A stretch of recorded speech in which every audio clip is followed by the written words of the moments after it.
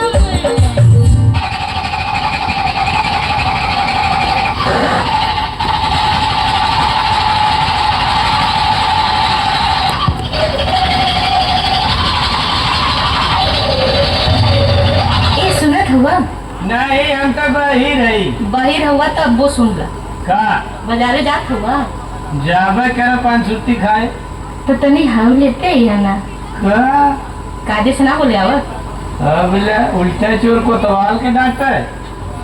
अच्छा छोड़ा जब बाजारे जाइए ना तो हमरे बदे अच्छा लेते ही है। अरे कौनो खुशखबरी आता रे हाँ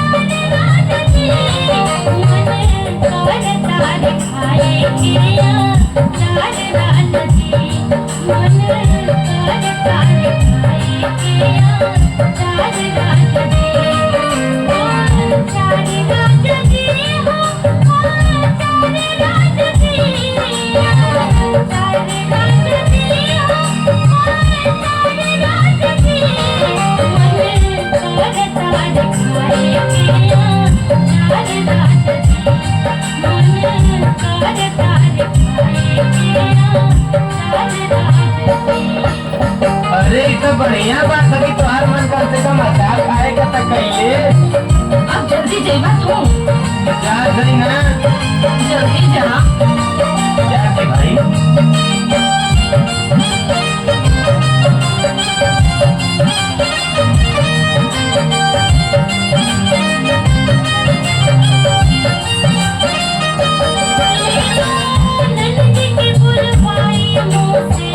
रोटी ना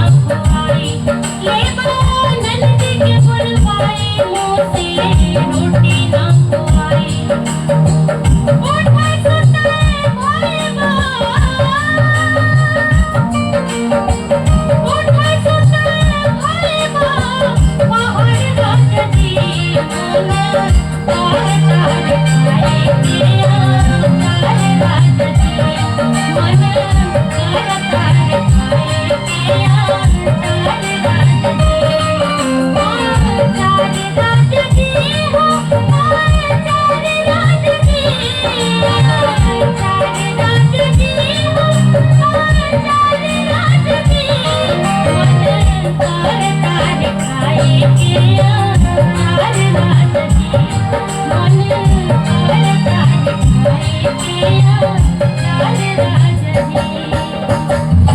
जवन सत्ती माई अगर बढ़िया दिन देखेबू त हमहू दोनों प्राणी से तोरे धामे आके लइका का मुड़न करवाई।